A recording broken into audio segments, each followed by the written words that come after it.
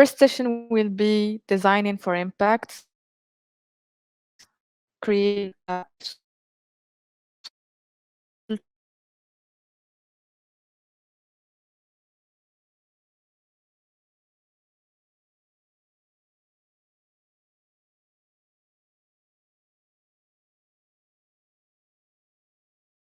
and planet, we will be engaged in a discussion about successful sustainability initiatives in branding, providing you with practical insights and strategies to add sustainability practices into our own brands. We have also prepared for you a surprise session today, and we cannot wait to share it with you. It's about Agency 99. I'm not going to say more, just stay tuned. After the surprise session, we will announce the winners of the quiz. As you know, we had a lot of fun playing the quiz on day one and day two. Today, we are announcing the winners. In the spirit of coming together, we would like to extend a special invitation to each one of you. Today, after the closing of this event, we invite you to join us in an offline networking space in Casablanca. And it is an opportunity to connect face to face, to share your experiences and forge lasting connections. So, as we gather here today, let us cherish the knowledge, connections, and experiences we have gained, and let us carry these with us into the future. Thank you, and let us make this final day of our journey truly remarkable. Without further ado, let us dive into the first session of the day with Issam Skalli.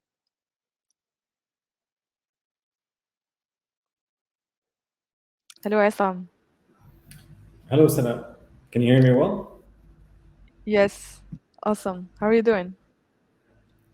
Pretty good, alhamdulillah. Thanks again for Nice. the invitation. Thank you and Agency 99 for this. And I Thank you for hope, accepting the invite. yeah, I hope we can deliver some nuggets for our audience today. It's a little weird not having a Zoom call where I can see who's listening in, but I'll try to make do. Um, I'll be looking at you from time to time just to make sure that someone is listening. Yeah, yeah. I'm pretty sure we have attendees now.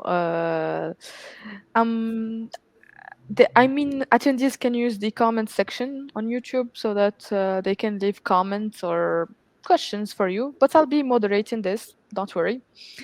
So yeah, you've got people listening to you, and I'm pretty sure you're gonna give value to anyone watching us today.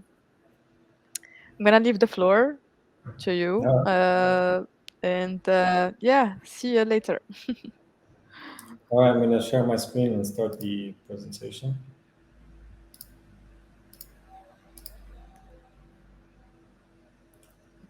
Let me know when you see the screen.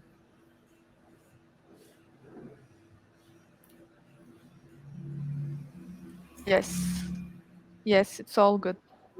All right, cool. So, hello everyone. Today's talk is about designing for impact. With the subtitle that I'm going to complete, it says creating positive social change, but I'm also going to add to that while making profit, because this is how we can sustain this change. So, as with any presentation, it starts with an agenda. So here's the breakdown. I'm going to first start by maybe a brief introduction about who I am, introduction of our work philosophy within the company, then why we chose impact. So um, dis- discussing maybe the challenges that we faced and how we ended up in this sector, if we can call it that. Then who cares? Who cares about this impact and why brands should actually care? Then we're going to look into how we actually do it in our company.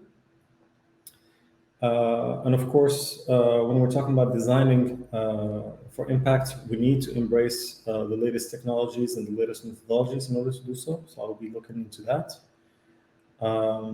It wouldn't be any much practical without an actual case study, so it is included. And I'm going to end with the roles of brands and brand designers, as well as practical steps that you can take within your design methodology. So that's okay with you, I'm going to go ahead and start. So my name is Issam Skalli. I'm the founder, principal designer, and facilitator at Altwork.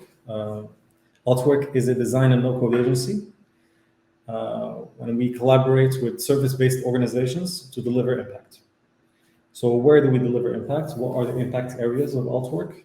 Number one is economic inclusion. What we mean by that is basically employment and entrepreneurship. We also work in the field of environment and climate. Gender is a big portion of our work, as well as health and education. Well, why? I mean, we hear alt work, but what is alt work? What is the alternative work that we're seeking? Work was all about productivity and efficiency, hiring and placing people in the optimal position that yields the greatest results. But what if work can actually be about connection, about being mindful, about being empathetic? So at Altwork, we actually try to approach work differently and challenge our clients to do the same.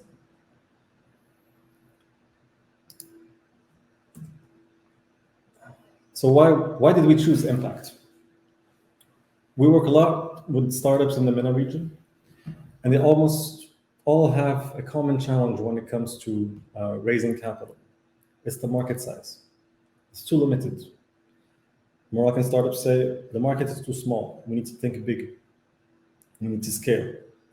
But at the same time, we are witnessing through our work with international organizations that the needs of a large portion of the population in the region are still unmet.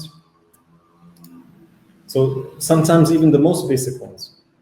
As you know, Maslow's hierarchy of needs starts from physiological needs all the way to self-actualization.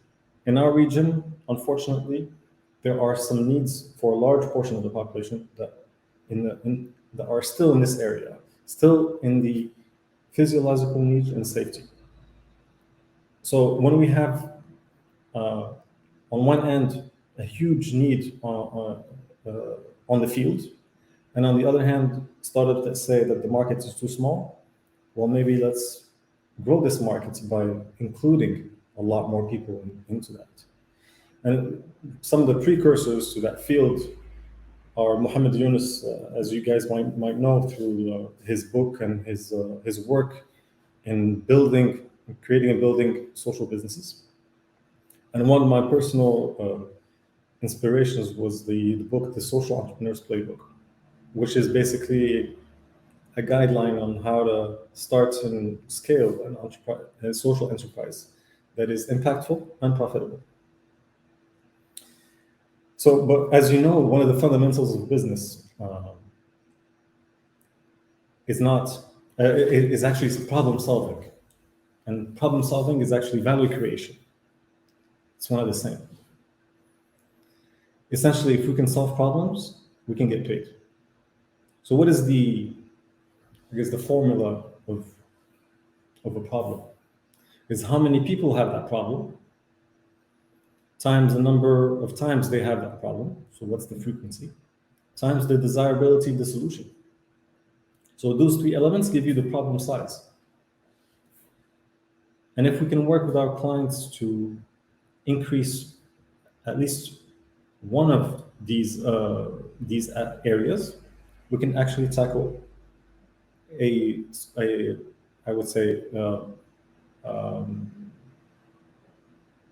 valuable problem, so we can craft a solution that is valuable. And if going back to why we're doing this, if we want to include some people for our services, that will essentially give us a higher market. So this is basically the point that creating impact doesn't necessarily come at a cost. It is actually an opportunity. Like I said, the solution, if we provide the solution, it is valuable. And if it's valuable, we can get paid. And essentially, we need to get paid in order for us to continue to do this the next day. But this is not, of course, the main objective of all this. It enables us to wake up in the morning and continue doing it every day. So this is our formula of problem sizing. It's pretty straightforward. In crafting a solution for a problem, just a side note, in crafting a solution to the problem, we should also make sure that we don't create another problem, and we'll get to this a little later on. So who cares? Huh?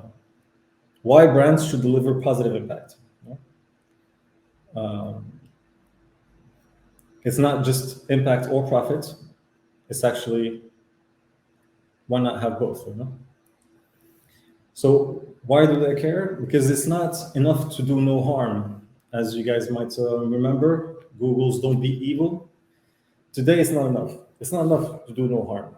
Brands are expected to do good. We are actually witnessing a shift of narratives. It's not enough for a brand to do harm. They're expected to do good. As you can see, well, of course, every presentation comes with a chart, so this is the one I chose. There's another one coming, but this is basically showing you that consumers actually care about the positioning of a firm in terms of impact. Not only the services that they provide and the quality and the means and the distribution channels that they're pushing their services and products on, but also what's the impact on the environment? What's the supply chain like? Is it responsible?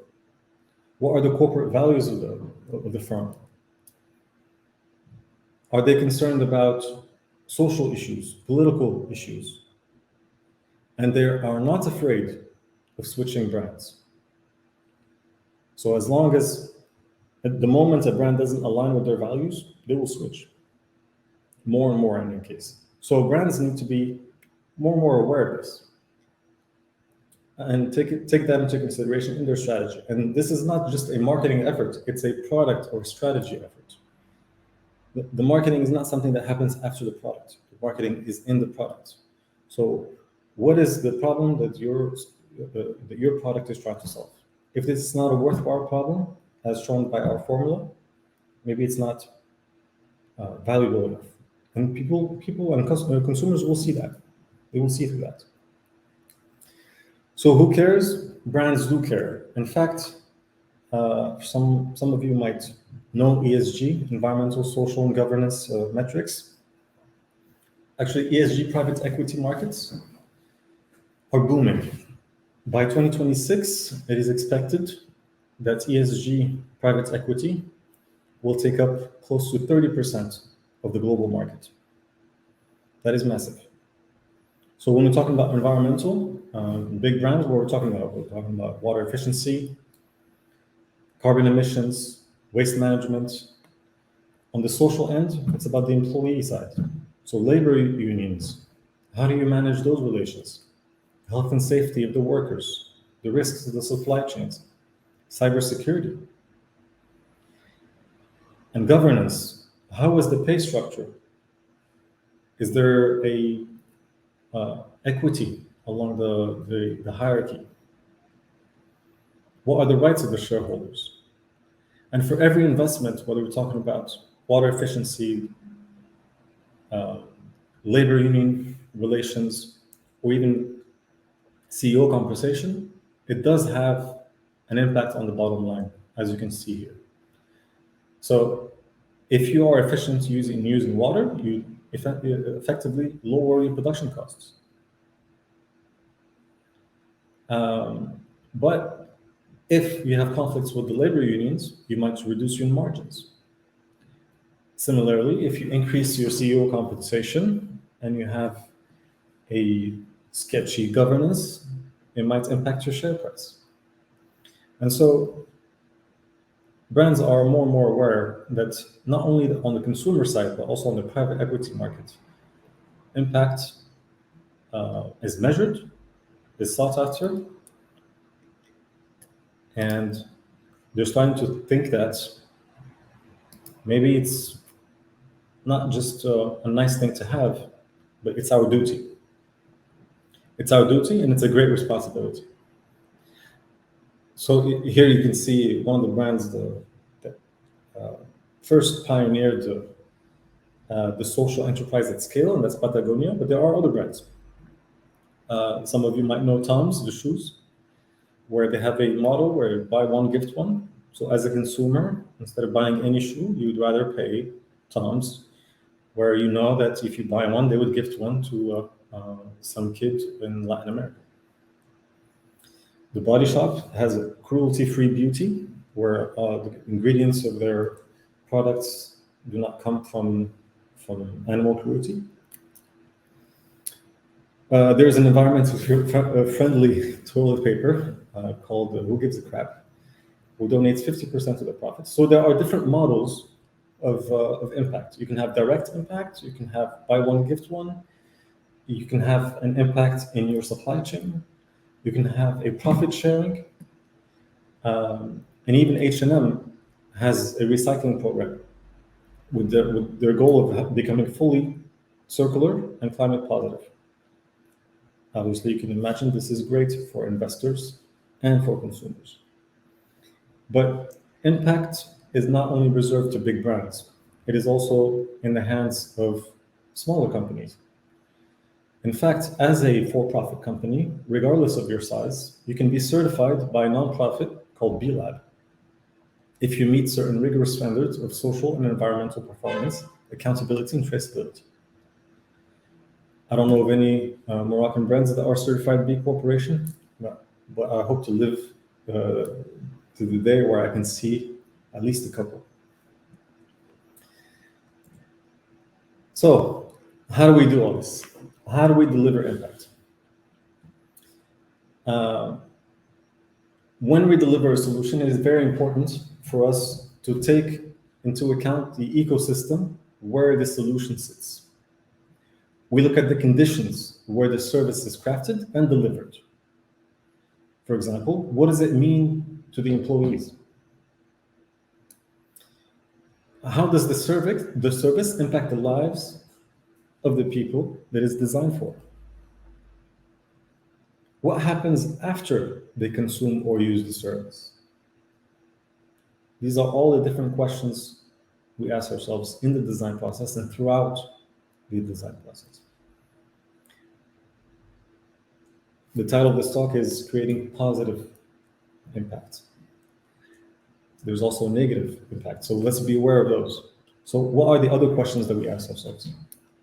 What would using your product too much look like? Think social media. How does your product encourage users to engage? And how does it make it easy to disconnect? How does your product respect people's boundaries and the other parts of their lives? Is it intrusive? In what situations might it be inappropriate or distracting to use your product? Who or what disappears if your product is successful? Who loses their job? What other products or services are replaced? And what industries, institutions, or policies will be affected? It's important to address all these questions. We don't have to have perfect answers for each, but we need to think about them. And all of these service experiences, all these aspects of the service experience is integrated throughout the design phase as I said before. And don't get me wrong, but the butterfly effect is real. Every time we make a decision, it affects something, someone, somewhere, either positively or negatively. We just need to ask the question. So concretely, the way we make this happen as a design firm is first by choosing who we partner with, who we work with, who are our ideal clients. So for us, we have 5 criteria. 1, the client must meet at least 1 sustainable development goals from the United Nations. That's either in supporting human development or environmental conservation. So that's number 1. Number 2, it needs to be a problem worth solving, as known by our formula shown earlier. Number 3, it needs to bring an innovative solution, something that's not yet on the market. We don't want to mimic what the competition is doing. We want to solve new or old problems, but solve them differently. We want leaders that are committed and engaged, someone that is intimately involved in every step of the design process, that is not just a prestation. They subcontract the work to us. They are involved. We do workshops with them. And someone that wants honest feedback, that don't necessarily embrace all the recommendations we give them, but they will give them a fair hearing.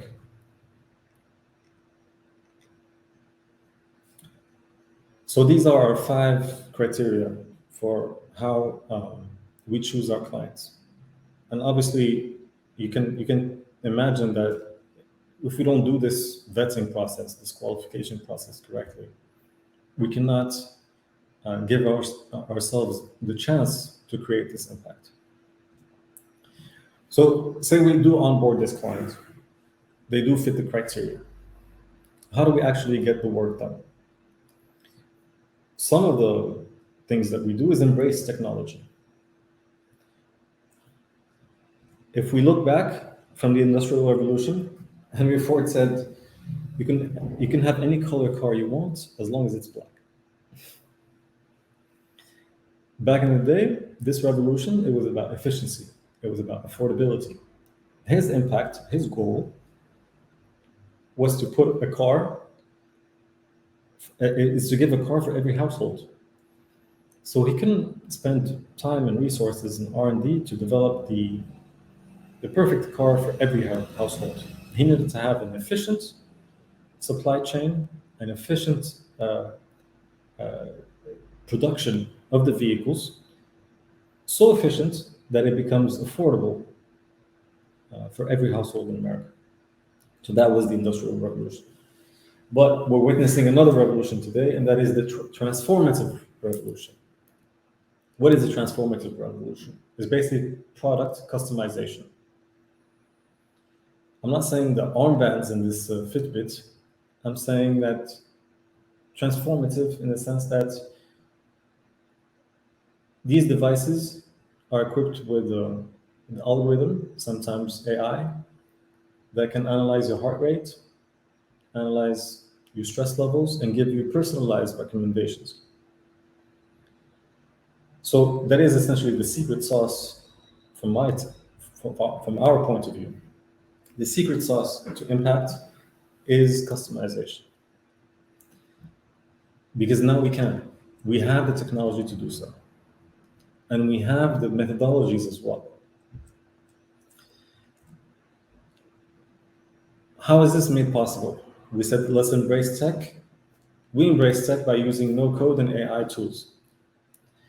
No-code tools or low-code tools, they reduce time to market. So instead of tinkering, writing every line of code, debugging, maybe taking 6 months or a year to launch a product, you can actually release something in a weekend using these no-code tools. Long gone is the dependence on some remote developer team in Eastern Europe.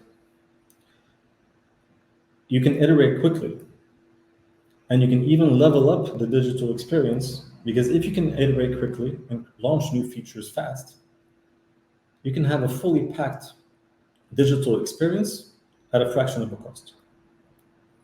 AI is also here to offer endless possibilities and custom results for our clients. So if you infuse AI and no code, you can imagine the possibilities are endless. But we talk about tech, but it's not the only ingredient to delivering impact. A human-centered design is still pivotal to creating impact. It's about understanding, empathizing, and designing solutions that address real needs that humans have. We don't get to start the design process until we know what we're dealing with. Who is it for? What problems are we solving? In what context does that problem evolve? We've heard that many times throughout the first 2 days of this talk. Well, I would like to add another ingredient, which is strategic partnerships. You should not work alone, even with your competitors. there's a term called co-opetition. Work with your competition. And if you can work with your competition, God knows you can work with anyone. So collaborate with multiple stakeholders so you can amplify and scale your impact. Are you going to wait till you reach a certain turnover revenue, reach a certain notoriety in the market before you give that solution to someone that is in need? Was it Spider-Man that said, with great power comes with great responsibility? So if you develop a solution that actually works and solves a problem, it is your responsibility to roll it out. And partnerships is a key to making that happen faster and more efficiently. So this helps us cater the service experiences to each client segment, or better yet, to each individual, whether they're in the city, in a remote village, whether they're a man, whether they're a woman, whether they can read or not, whether they have a disability. And in fact, customization is a gateway to inclusion. When we talk about design for impact, a lot of the times hashtag inclusion comes to mind. What is the context of this? Like I said, customization is a gateway to inclusion. If you see the image on the left, this is a hearing aid. It's a piece of technology that people with a hearing disability wear so that the hearing aid amplifies the sound and delivers it straight to the eardrum. Well, disability in this case was an opportunity. It pushes us to innovate and to think of individual needs rather than average wants. The result of this technology, this was used, and this is used today in the AirPod for noise canceling to improve speech understanding. In the next version of the AirPod, they're thinking of rolling out over-the-counter hearing aids. So you can see how customization, so solving a problem for a niche of people, in this case, the hearing impaired, proved not only to be a great opportunity in itself, because that is a multi-billion-dollar market, but it's also a great technology that was scaled and used across a different sector over to the consumer market, giving even more features to an existing product, ultimately delivering more value and impact for the users. So, how do we leverage design principles for impact? I think it's time for a practical case study. So, have you ever witnessed a moment when design transformed the community? It might be too far-fetched, but it's actually in the realm of possible. So let me give you the first case. Let's start with the problem. Like I said, we need to understand the user's needs and the ecosystem where they evolve. And then we need to have an ambition. Design an experience for all relevant stakeholders to support and amplify the desired outcome. So the problem we had is that there is a tech talent shortage in the MENA region. Companies are looking for developers, designers, data analysts, but they're not finding enough to feed their talent pipeline. At the same time, we have also witnessed one of the causes actually is that there is a weak orientation towards STEM careers in universities in the MENA region for female students. We are essentially using only half of the population to feed into the talent pipelines of these employers.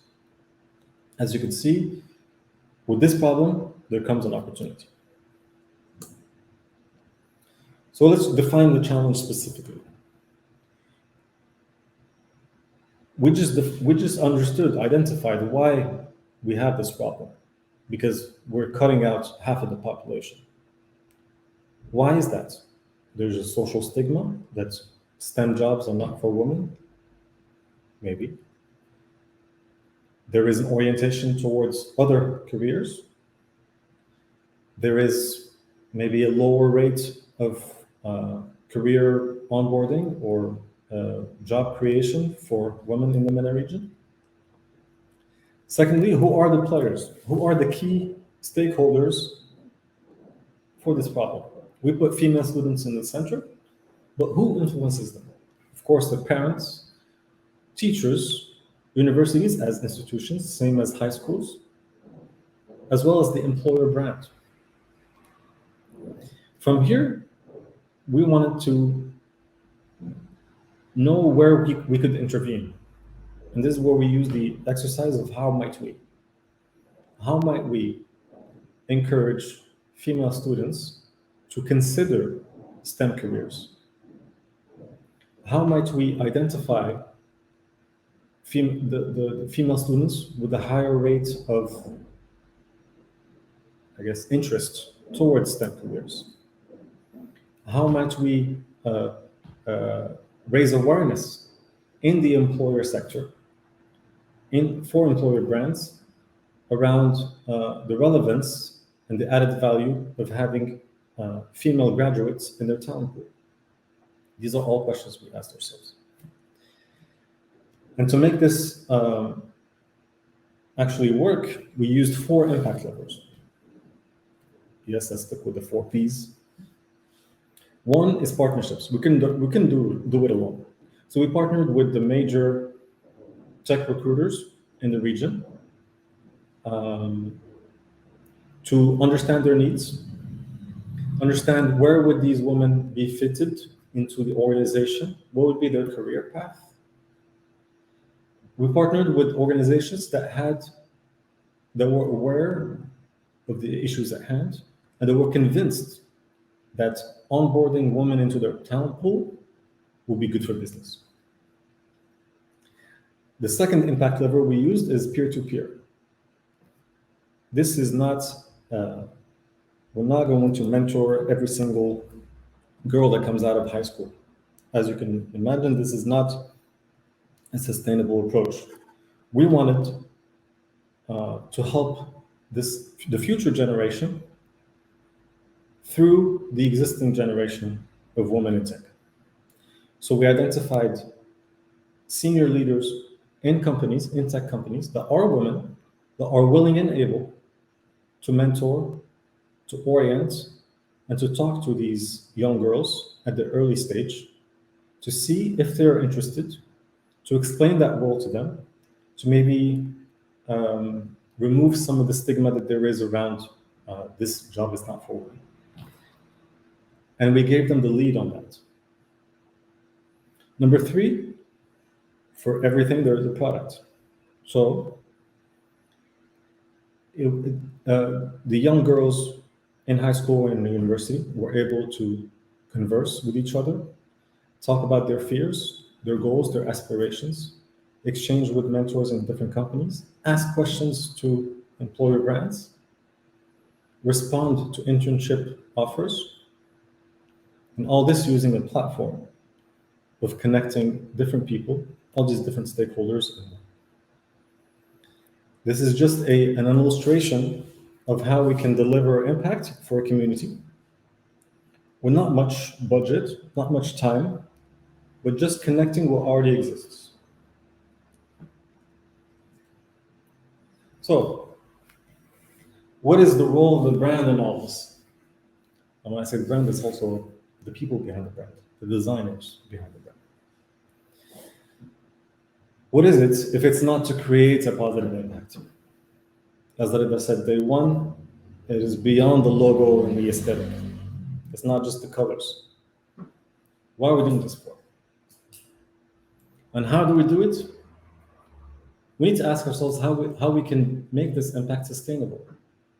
How can we craft sustainable business models so that the impact continues beyond our intervention? And let's hold ourselves to a higher standard. beyond aesthetics again. Let's embrace transparency. Brands should be able to tell their consumers, their users, what they're working on, what is challenging. Consumers want to know that. This is part of what they expect from a brand that they give their money to. And for those who don't know where to start, you can innovate or deliver impact for a niche. You don't have to think of a market as a whole. It's too overwhelming by experience. So innovate for a niche and then you can scale. In fact, a lot of the technologies uh, we use today came from advances made in space exploration. That's a niche. But in solving those very complex problems, we were able to transpose those solutions into everyday products. So we cannot end this without practical steps. So first, identify a cause. Explore your impact area. Explore your brand's impact area. Everything from environment, inclusion, society, enablement. What is it you want to have an impact on? What is it you can have an impact on? Sometimes it's just around the corner. And it's not being more ambitious. It's not just about please don't print this email, as we have some clients suggest to roll out. How can we have a zero waste policy throughout the entire organization? It's also a cultural shift sometimes. So think about these 4 impact areas. There are more, but these are the ones that help us, that help guide our work. Number 2 is collaborate. So I emphasize the importance of collaboration, as mentioned in the partnership, the strategic partnerships we try to craft through our solutions and our service delivery. Once again, partnerships amplify and scale this impact. It's also a good reality check, because when you go partner with someone, they tell you, why are you doing this way? Have you considered that? Why are you doing this way? Maybe it's not within regulation. Or have you considered the trend that's going on another direction? It's key to share your process with your community, with the ecosystem where you evolve. And number 3, iterate and learn. We're not going to get it right the first time. So talk to your consumers, talk to your users, see what they want, build prototypes, iterate on a solution until you actually learn enough from them that you can roll it out to scale. And with that, thank you. I'm not sure we have any questions. Hello, Issam. Thank you for the insightful session. It was really great. I lost myself in it. It was awesome. I don't know if we have any comments, any questions in the comment section. Again, guys, if you have any questions, you can ask. You can reach out to Issam through LinkedIn, I believe, or through email, or just Yeah, whatever works for you. yeah, that's the thing. Okay, I'm afraid we are running a bit out of time, and we will need to jump into the panel. Thank you so much, Issam, for your talk, and it was really amazing. Thank you, and see you another time, inshallah. My pleasure. Bye-bye.